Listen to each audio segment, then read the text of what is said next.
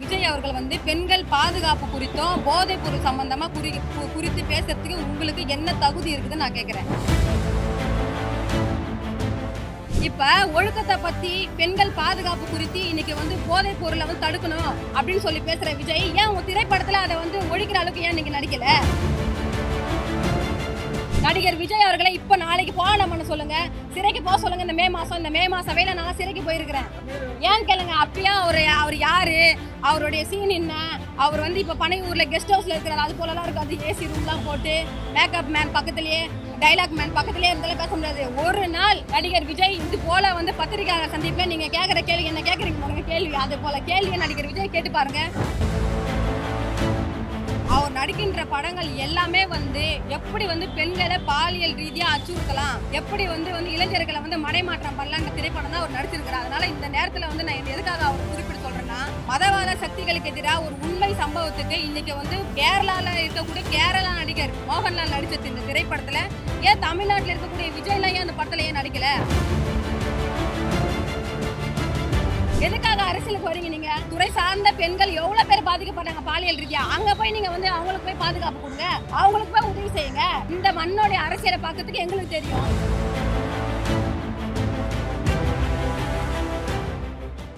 Tamil cinema துறையில அந்த காலத்துல வந்து இன்னைக்கு வந்து இப்போ சமீப காலமா வந்து அரசியலுக்கு வந்த நடிகர் விஜய் மீது கூட வந்து சமீப காலமா நாங்க ஒரு புகார் ஒன்று கொடுத்தோம். அதாவது தலைமை செயலகத்துல வந்து சீஃப் செக்ரட்டரியை பார்த்து நாங்க கொடுத்தோம். அந்த புகார் வந்து காவல்துறை நடவடிக்கை எடுக்கிறதுக்காக அனுப்பி வச்சிருந்தாங்க. நான் என்ன கேட்கிறேன் அப்படின்னா, தமிழ்நாடு அரசுக்கும் காவல்துறைக்கும் நடிகர் விஜய் அவர்கள் வந்து இப்போ ஒரு வாரத்துக்கு முன்னாடி பொதுக்குழு கூட்டத்துல அந்த பொதுக்குழுல போதை சம்பந்தப்பட்ட விஷயங்களுக்கு பேசுறாரு, பெண்கள் பாதுகாப்பு குறித்து பேசுறாரு. நடிகர் விஜய் அவர்கள் வந்து பெண்கள் பாதுகாப்பு குறித்தும் போதைப் பொருள் சம்பந்தமா குறித்து பேசுறதுக்கு உங்களுக்கு என்ன தகுதி இருக்குதுன்னு நான் கேட்கிறேன்.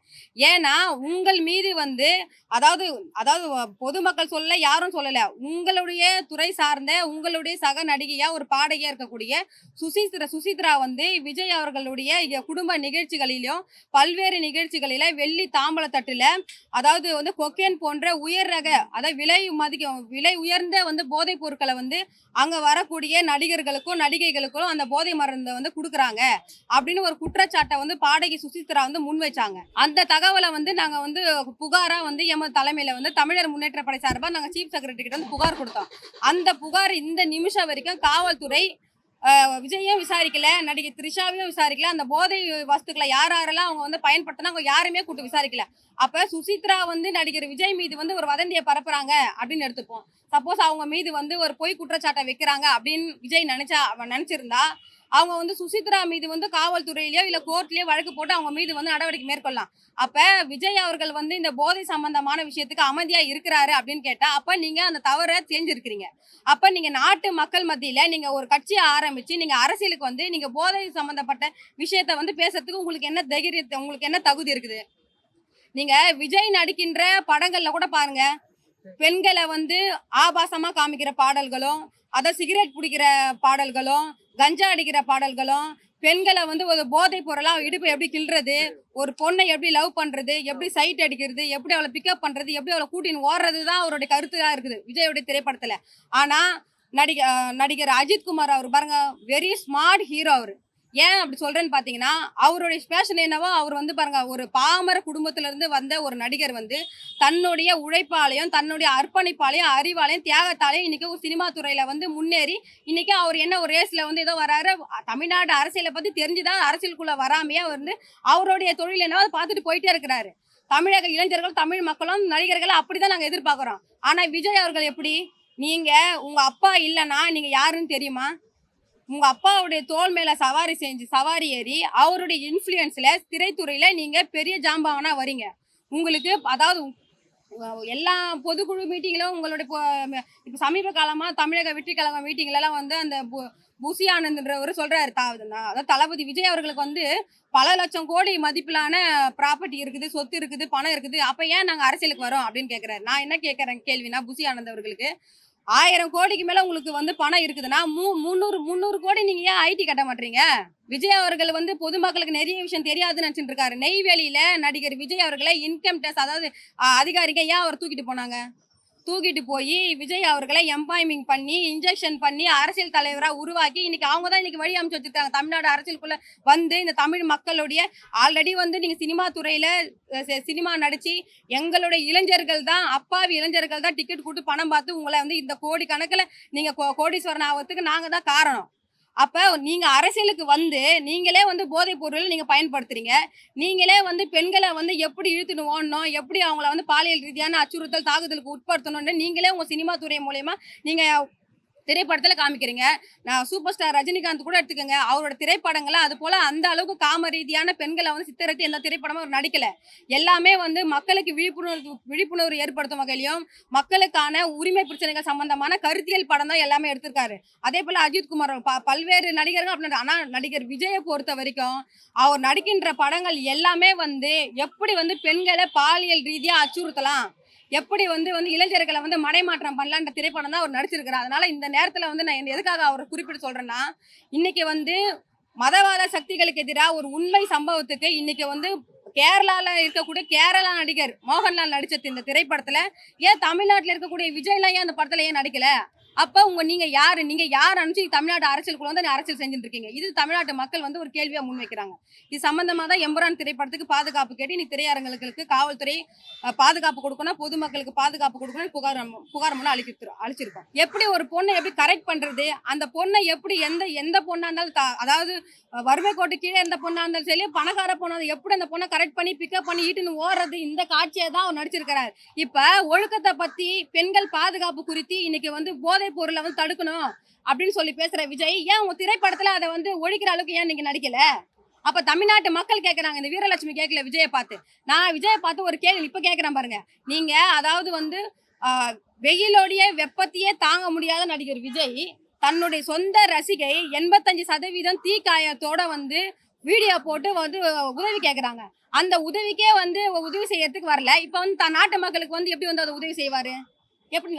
நான் என்ன கேட்கறேன்னா, நடிகர் விஜய் அவர்களுக்கு இந்த ஏப்ரல் மே மாசத்துல வந்து இந்த தமிழ்நாட்டு மக்கள் உரிமை சார்ந்த பிரச்சனைக்கு ஏதாவது ஒரு போராட்டம் செஞ்சு தமிழ்நாட்டுல இருக்கிற ஏதாவது ஒரு சிறைக்கு போக சொல்லுங்க. 90 டிகிரி இந்த வெயில சிறையில போய் இருக்க சொல்லுங்க. அவருக்கு நானே கிளாப் பண்ணி அரசியலுக்கு நாங்க கூப்பிட்டுக்கிறோம்.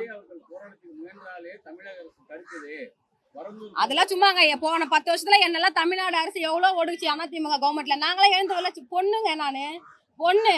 நாங்களே 17 வயசுல இந்த மண்ணுக்காகவும் மக்களுக்காகவும் அந்த மண்ணோடைய உரிமைக்காக போராடி 3 வாட்டி சிறைக்கு போயிருக்கேன். 22ல ஒரு சிறை, 26ல ஒரு சிறை, 30 வயசுல ஒரு சிறை கண்டிருக்கேன் நானு. நடிகர் விஜய் அவர்களை இப்ப நாளைக்கு போராட்டம் பண்ண சொல்லுங்க, சிறைக்கு போக சொல்லுங்க. இந்த மே மாசம் வேலை நான் சிறைக்கு போயிருக்கிறேன். ஏன் கேளுங்க. அப்பயா அவர் யாரு, அவருடைய சீன் என்ன? அவர் வந்து இப்ப பனையூர்ல கெஸ்ட் ஹவுஸ்ல இருக்கிறார். அது போலலாம் இருக்காது. ஏசி ரூம் எல்லாம் போட்டு மேக்கப் மேன் பக்கத்திலேயே, டைலாக் மேன் பக்கத்திலேயே இருந்தாலும் பேச முடியாது. ஒரு நாள் நடிகர் விஜய் இது போல வந்து பத்திரிகையாளர் சந்திப்புல நீங்க கேட்கிற கேள்வி என்ன கேட்கறீங்க பாருங்க, கேள்வி அது போல கேள்வியை நடிகர் விஜய் கேட்டு பாருங்க. அதாவது 1 to 1 அதாவது நேருக்கு நேர் ஃபேஸ் டு ஃபேஸ் ஆகி பார்த்து பேச சொல்லுங்க. முடியாது. ஏன்னா பக்கத்துல இருக்கவங்க என்ன டைலாக் எடுத்து பேப்பர் கொடுக்கணும் கையில. அப்படிப்பட்ட அரசியல் தலைவர் தமிழ்நாட்டு மக்களுக்கும் எங்க மண்ணுக்கும் தேவை கிடையாது. எதுக்காக அரசியலுக்கு வரீங்க நீங்க? உங்களுடைய சினிமா துறையில நீங்க உங்களுடைய துறை சார்ந்த பெண்கள் எவ்வளவு பேர் பாதிக்கப்படுறாங்க பாலியல் ரீதியா. அங்க போய் நீங்க வந்து அவங்களுக்கு போய் பாதுகாப்பு கொடுங்க, அவங்களுக்கு போய் உதவி செய்யுங்க. இந்த மண்ணோடைய அரசியலை பார்க்கறதுக்கு எங்களுக்கு தெரியும். இந்த மண்ணின் பூர்வீக கூடி நாங்க இருக்கிறோம். எங்களுக்கு ஆள்றதுக்கு தகுதி. தமிழ்நாட்டில் உள்ள தமிழக இளைஞர்களுக்கு அரசியல் அறிவு 1000 இருக்கு. 1000 கோடிக்கு மேல இருக்குது எங்களுக்கு மூளை. நாங்க இருக்கிறப்ப நீங்க ஏங்க 60 வயசுல நீங்க என்னங்க அரசியலுக்கு நீங்க ஏங்க வரீங்க? அப்ப தமிழ்நாடு இளைஞர்கள் அப்படின்னா கேனே நினைச்சுட்டு இருக்கீங்களா? அப்ப நீங்க திரையிற படத்துல நாங்க பணம் குத்து வாங்குவோம். அதே போல நீங்க வந்தீங்கன்னா உங்க கூட வந்து ஒரு சில அதாவது எப்படி சொல்லுவாங்க, விசில சங்குஞ்சிங்கன்னு சொல்லுவாங்க பாருங்க, அந்த கூட்டம் தான் இருக்குது. அது வந்து காணல் நீர் போல கொஞ்ச நேரம் தான் இருப்பாங்க, காணல் போய் காணா போயிடுவாங்க.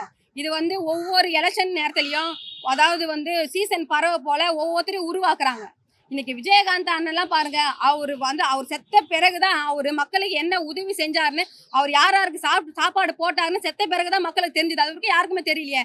இவங்க போவாங்களாம், அதை சாப்பாடு போடுவாங்களாம், அதை சாப்பாடு போட்டு விஜயோட போட்டோ பக்கத்திலே வச்சுப்பாங்களாம், அதை போட்டோ எடுப்பாங்களாம். இவங்க போவாங்களாம், 10 ரூபாய் தர்பூசணி பழத்தை கொடுப்பாங்களாம், அதை போட்டோ எடுப்பாங்களாம், அதை வந்து ரீல்ஸ் போடுவாங்களாம். இதெல்லாம் ஒரு அரசியலாங்க? இதெல்லாம் மானங்கட்ட கேடுகட்ட அரசியல். இந்த கேடுகட்ட அரசியல் இந்த தமிழ்நாட்டுல தேவையில்ல. அது போல கேடுகட்ட தலைவரும் என் தமிழ்நாட்டு மக்களுக்கும் தேவையில்ல. ஆல்ரெடி அவருக்கு விளம்பரம் இருக்கிறதுனால தாங்க அரசியலுக்கு வராரு.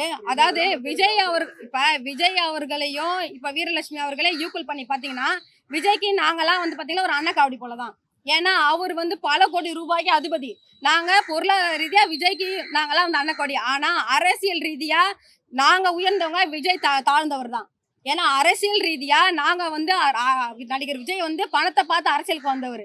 நாங்க வந்து தமிழ்நாட்டு மக்களுடைய மனத்த பார்த்து அரசியலுக்கு வந்தவங்க. அதனால நடிகர்கள் இனி வரும் காலங்கள்ல தமிழ்நாடு அரசியலுக்குள்ள வரக்கூடாது அப்படின்றதுக்காக நாங்க ரஜினிகாந்த் அவர்களை எதிர்த்தோம். ஏன்னா பின் காலத்துல யோசிச்சு பாருங்க. இன்னைக்கு வந்து அதாவது தமிழ்நாட்டுல இல்ல, அதாவது இந்தியா உலகத்திலேயே வந்து தமிழ்நாட்டுடைய முதலமைச்சர் வந்து ஊழல் வழக்குல தண்டனை பெற்று சிறைக்கு போனாங்கன்ற வரலாறு இந்த தமிழ் மண்ணுக்கு தான் தெரியும். இந்த தமிழ் மண்ணு தான் வந்து உலகத்துக்கு வந்து ஏன்னா அந்த அளவுக்கு வந்து சொத்து குவிப்பு வழக்குல சிறைக்கு போனாங்க. அப்ப நடிகைகள் வந்து மக்களுடைய நலனை வந்து பாதுகாக்கிறது கிடையாது, மக்களுடைய உரிமையை வந்து பாதுகாக்கிறது கிடையாது. அவங்க மக்களுடைய பணத்தை சுரண்டி தன்னுடைய வாழ்க்கை, தன்னுடைய குடும்ப உறுப்பினர்களுடைய வாழ்க்கை, தன்னுடைய கட்சி தொண்டர்கள் பொறுப்பாளர்களுடைய வாழ்க்கையை மட்டும்தான் உயர்த்துறாங்களே தவிர நாட்டு மக்களுடைய அந்த பாமர மக்களுடைய அந்த ஏழை எளிகளுடைய உரிமையை அவங்களோட பொருளாதாரத்தை மேம்படுத்துறதுக்கு எந்த நடிகர்களும் இந்த பின்காலத்தை குறிப்பிட்டு சொல்றேன் யாரும் பார்த்ததில்லை. அதனால இனி வரும் காலங்களில் நடிகர்கள் அதே போலதான் செயல்படுவாங்க. ஏன்னா இன்னைக்கு நடிகர் விஜய் அவர்கள் வந்து இவ்வளவு பணம் கோடி கணக்கில் சொல்றாரு, புசி ஆனந்தன் சொல்றாரு பொதுக்குழுல. அப்ப 300 கோடி அந்த கார் வாங்கினது கூட இன்னும் கூட ஐடி கட்டல. நெய்வேலியில இன்கம் டேக்ஸ் அதிகாரிங்க நடிகர் விஜய் அவர்களை தூக்கிட்டு போனாங்க. தூக்கிட்டு போயிட்டு அவரை மிரட்டி தான் கட்சி ஆரம்பிச்சு வச்சிருக்காங்க. எம்ஜிஆர் அவர்கள் வந்து நடிக்கிற காலத்திலேயே வந்து அப்ப வந்து இந்த போல சமூக வலைதளம் கிடையாது, போன் கிடையாது, இந்த மாதிரி தொலைக்காட்சிங்க அந்த அளவுக்கு கிடையாது. அந்த காலத்திலேயே வந்து நாட்டு மக்களுக்கு எம்ஜிஆர் அவர்கள் எளிமையா வந்து நான் ஜெயலலிதா அவர்களை குறிப்பிட்டு சொல்றேன், எம்ஜிஆர் அவர்களை சொல்லல. ஏன்னா எம்ஜிஆர் அவர்கள் வாழ்ந்த காலத்துல நாட்டு மக்களுக்கும் ஏழை எளிய மக்களுக்கும் பெண்களுக்கும் குழந்தைகளுக்கும் எண்ணற்ற வந்து திட்டங்களை வகுத்து எண்ணற்ற சேவையெல்லாம் செஞ்சுட்டு போனாரு. அதனால முதலமைச்சர் ஆனார். ஆனா அவர் பேரை வச்சு அவரு காமிச்ச ஒரே ஆளுன்றதுனால ஜெயலலிதா அவர்களுக்கு எந்த அடிப்படை அவங்களுக்கு எந்த ஒரு இதுவும் கிடையாது. அவங்களுக்கு அரசியலுக்கு வரதுக்கு எந்த தகுதியும் கிடையாது. அவங்க நடிகைன்ற தகுதியை மட்டும் வச்சு அவங்க அரசியலுக்குள்ள வந்தாங்க. தமிழ்நாட்டு அரசியல்ல அவங்க வந்து ஆட்சி அதிகாரத்தை பிடிச்சாங்க, மக்களுடைய பணத்தை வந்து சுரண்டிட்டு ஜெயிலுக்கு போனாங்க. அவ்வளவுதான் அவங்களுடைய இது. மற்றபடி அதனாலதான் வந்து நடிகர்கள் வந்து தமிழ்நாட்டு அரசியலுக்குள்ள வர வேண்டாம் அப்படின்னு நாங்க சொல்றோம். அதனால எம்புரான் படத்தை வந்து தமிழ் நடிகர்கள் யாரும் உச்சத்தில் இருக்கக்கூடிய தமிழ் நடிகர்களே மதவாத சக்திகளுக்கு எதிராக நடிக்கிறதுக்கு பயந்துட்டு இருந்த நேரத்துல இன்னைக்கு வந்து மலையாள நடிகர் நடிச்சதுக்கு வந்து வாழ்த்துக்கள் சொல்றதுக்கும் தமிழ்நாட்டில் இருக்கிற மக்களுக்கு வந்து பாதுகாப்பு அளிக்கிறதுக்காக புகார் கொடுத்திருக்கோம்.